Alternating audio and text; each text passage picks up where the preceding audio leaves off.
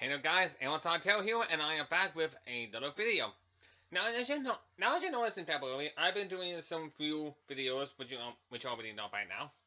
So I want to tell you what I got for Christmas here. Now, I'm sorry I didn't do the one like last year because I was so busy with schedules and a lot of things going on in my time, and 2019 has been one crazy year so far for me. Maybe my Facebook page. I don't know what's going on with my Facebook account or anything, but it's kind of wacky. So I had to use the Facebook account on my laptop, and I had to record videos here, while I download the other videos as I placed them on my YouTube channel. So it's gonna be a hard time to get back up and running and all that stuff. So anyway, I want to show you what I got for Xmas last year. Yeah. Now the first one I have here is called not just cartoons, Nicktoons. Now let me tell you something. This has been on my Christmas list for as long as I can remember. I mean, I really pleaded to have this book, and thanks to the power of my mom and Amazon.com, I actually got it. Actually, Mom didn't get it for me. Santa did. I don't know why, but it's almost like he saw my letter and really wanted me to have this book. So it's really nice for that to happen.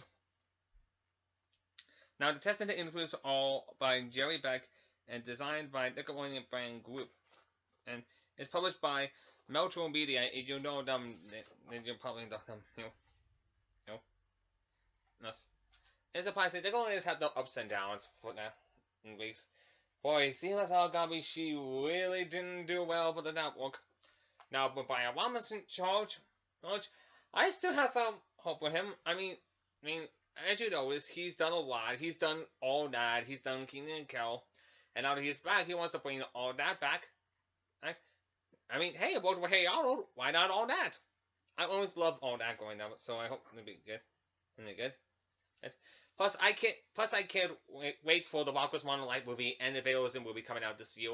I'd like to see both of them on there. I really want to do. Also, I want to give a thumbs up for finally releasing Pika Maliki. Thank God. I mean, thank God they did that. I mean, it's been delayed forever, like for as long as we could possibly know. It's finally on Netflix. I saw the first episode and I find it passable. Yeah, it's actually some good comedy now. It's really a nice thing because for a long time everybody has been requested to see this cartoon, and to finally see it on Netflix is a good idea because, and Nickelodeon doing this deal with Netflix is actually a great idea because they can expand more. They can make more original shows for the internet channel. Because let me tell you, Netflix is getting huge on animated cartoons right now. We have the Dragon Prince, we have Hilda, we have the Hollow, which is coming up with the second season in 2020. So hopefully it'll be a big surprise with us now. And we got Carmen in San Diego, which I also find enjoyable to watch. Yeah. So I think Nickelodeon doing the thing for Netflix is a really great idea on my part. Yeah. Kind of cool. Now, anyway, for this book right here, it's really a surprising little book right here because you get to see the whole history of how the Nicktoons all. Let's go. It begins with the three original Nicktoons: Ren, Stimpy, created by John Kay. Next, there was Doug, created by Jim Jenkins. And then there was the Rugrats, created by Arlene Klasky, Gabo Scipo, and Paul Germain. Yes, it's about the three Nicktoons. And a lot of these Nicktoons I grew up with, ranging from Ren and Stimpy to the Mighty Bee to recently the Loud House. It's kind of surprising there. Now, even the Trade Trump and Turtles cartoon, I absolutely enjoy. Yeah. I also love the Legend of Korra, Harvey Beaks, and all that. Yeah. So you can see, I love the Nicktoons of the 90s, 2000s, and even today. And to answer your question, no, I am not a fan of Vampire Chum Chum and Bright Littles, and I never will be. So, put those little comments to rest. Yes. Anyway, this book is one amazing book. It has all the things you need to know from 1991 to 2008, which is kind of the year It was released before the Mighty Bee was on. Look at it. I think it's really an awesome book. I know that a lot of people have it, but if you want to have it, make sure you find it on Amazon.com. You can always find it in your local bookstore, which I hope there is, and a lot of stuff more. Now, the second book I want to put down is a little thing called It's Saturday Morning. Now this is a book I was surprised. Now I saw this at the last minute. It was during December. I wanted to get something for Christmas, and then I saw this book on Amazon right here. I was like, oh, look at this! I never seen this kind of thing before. It's the Golden Era cartoons from the 60s to the 90s. It was by John Garner and Michael Ashley, with the foreword by Canadian comedian Howie Mandel. Now you know him. Excuse me. Now you know Howie Mandel. He's really a really funny comedian. He's one of my friends from the north. He's really cool and does a lot of good stand up. And you see him sometime. Yes, you know who he is. He's the guy who made this heel. This guy. He's the creator of Bobby's World. That's one. It's really cool. Yes. Let me tell you, Saturday morning cartoons have always been a secret tradition for all of us growing up, including me. I was I was growing up in the 2000s and late 90s, so during that time, I was watching some stuff like Pokemon, the Justice League. Yeah, I used to watch some of the Justice League. I also get to watch Static Shock, Jackie Chan Adventures. I usually watch the Kids WB sometimes, which I guess so. It also included Shaolin Showdown, which is a huge surprise turn for a lot. And I also watch some Yu-Gi-Oh! A lot of times because usually I watch YTV and Kids WB all the time, and I also get to watch Nickelodeon mostly, and once in a while I watch Cartoon Network as well. So basically, I know a lot about Saturday morning cartoons. You need to get tuned in because it's the time where everyone gets their favorite bowl, well, kids get their favorite bowl of cereal and watch some cartoons because that was what it is. Yes, it had a lot of things. There was Bobby's World, Josie and the Pussycats, Johnny Quest. This show right here, you know what it is. Yeah. Oh. There's also the Jetsons and the Flintstones. Right, both of these right here. These are the guys that made Hanna-Barbera what it is today. Yeah.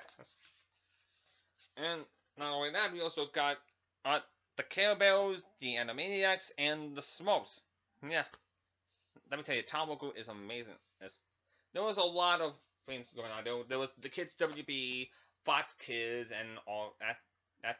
Little known fact, Bobby's World was once owned by Disney, but the rights are now now the rights are owned by Howie Mandel, because he is the creator and a lot that. And surprising that. Oh, okay, now I'll be right back. There's another book I want to show you, and it's pretty interesting.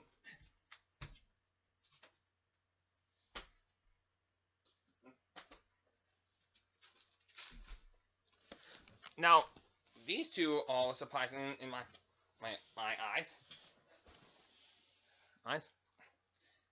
Now, this was a little thing called Pokemon, the Super Deluxe Essential Game Book. That's right. I have this here.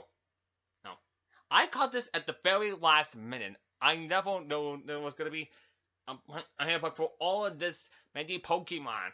Because as you may know, I'm a huge Pokemon fan and always will be. Kind of surprising. Says if you want to catch them all, you gotta have this essential guide to the world of Pokemon. Your favorite characters from every known region are all inside this book. You'll find stats and facts on Pokemon, from Ask Now to Zygarde. Insider info on attacks, C moves, types, evolution, mega evolution, and all new Alolan Pokemon. The scoop on the legendary Pokemon, mythical Pokemon, and the mysterious Ultra Piece. Plus much, much more. The Super Deluxe Essential Handbook is jam-packed with all the facts and figures you need to become a Pokemon expert. It's your comprehensive guide to over 800 I think that's kind of, yeah. But yeah, this book is amazing. It has a lot of the things you need to know from every Pokemon. All the regions from Kanto, Johto, Hoenn, Sinnoh, Unova, Kalos, and Alola. Yeah, all of those regions in one. So it's a definitely good read. You should check it out. And finally, there's another book I have, and this is surprising for me in kind of best ways. This called A Celebration in Animation: 100 Greatest Cartoon Characters in Television History by Martin Gitlin and Joe Rose, with a foreword by Tom Kenny, the voice of SpongeBob, which you all know about him. Now, this is, you see, it's just why do cartoons and cartoon characters have such a grip on us? Well, if you're reading the book, then it's a good bet that at some point during your formative years of your life, some animated characters hit you, worked their way into your consciousness, and acting as kind of a getaway drug. I don't know why, but that's kind of, it has everything from SpongeBob, Donald Duck, Peabody and Showman, Scooby Doo, Angelica for Rugrats, Beyond Parents, and all that kind of stuff, Alan and the Chipmunks and all that. This is a really essential book right here, because it counts down for all 100 of the best cartoon characters about here. And I cannot tell you what the number one best cartoon character is. You just have to find out for yourself. Yeah. So hope you find this in bookstores and shopping malls everywhere else, because this is a nice read too, and it's about all of that. Yeah. So as you can see, a lot of cartoons I always love growing up. I always insist on animation. I don't know if I could ever do cartoons because I'm not really a good artist or anything, but I'm just surprised that I get to love animation, and I always love to see how it works out. So those are the presents I got for Christmas. And now I'm gonna make some more movies and videos in the future, and don't worry, my Facebook account will be back up and running on my big computer. So I had to use the laptop until then, and I'll be able to come up with more videos in the future. So I guess that's it. I'm Sawtelle, and I'll see you guys next time. And remember, another year of madness is on the way.